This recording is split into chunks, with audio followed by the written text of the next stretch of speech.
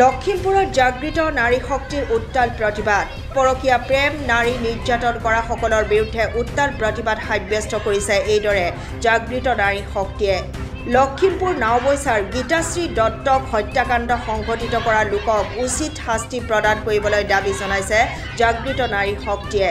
উত্তৰ লখিমপুৰ নগৰৰ ত্যাগ ক্ষেত্ৰৰ পৰা প্ৰতিবাদী সমদল বাহিৰ কৰি জিলা আয়ুক্ত কাৰ্যালয়ৰ সন্মুখত এই প্ৰতিবাদ সাব্যস্ত কৰে নাৰী শক্তিয়ে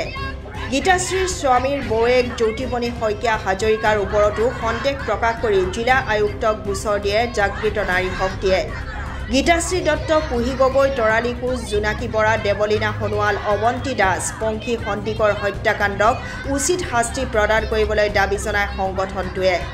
আমি আপোনালোকক দেখুৱাই আছো এইদৰে লখিমপুৰত জাগৃত নাৰী শক্তিৰ উত্তাল প্ৰতিবাদ পৰকীয়া প্ৰেম নাৰী নিৰ্যাতন কৰা সকলৰ বিৰুদ্ধে এইদৰে উত্তাল প্ৰতিবাদ সাব্যস্ত কৰিছে জাগৃত নাৰী শক্তিয়ে আমি জাগৃত নাৰী শক্তি সমিতি আজি লখিমপুৰ ধেমাজি দুখন জিলা কমিটিয়ে আমাৰ অসমৰ বিভিন্ন জিলাকে ধৰি লখিমপুৰ ধেমাজি জিলাটো বিগত সময়ছোৱাত যেনে ধৰণে মহিলাসকলক হত্যা কৰা হৈছে গতিকে হত্যাকাৰীসকলক উচিত শাস্তি দিবৰ বাবে আৰু ভৱিষ্যতে যাতে কোনো মহিলা নিৰ্যাতিতা তথা হত্যাৰ বলি হ'ব লগা নহয় তাৰ কাৰণে আমি আজি বিশাল প্ৰতিবাদটি উলিয়াইছো আৰু আমি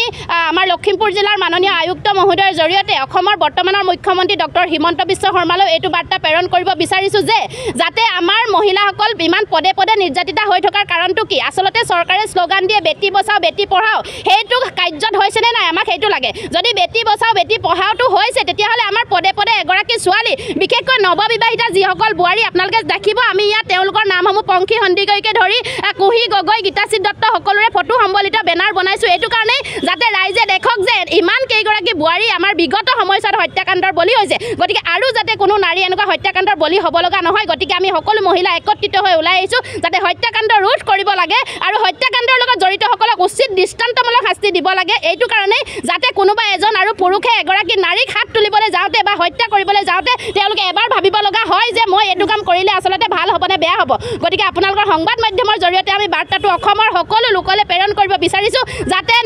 কোনো মহিলা আজি তাৰিখৰ পৰা নিৰ্যাতিতা হ'ব নালাগে আৰু কোনো মহিলা হত্যাকাণ্ডৰ লগত বলি হ'ব নালাগে গতিকে আমি আজি প্ৰতিবাদটি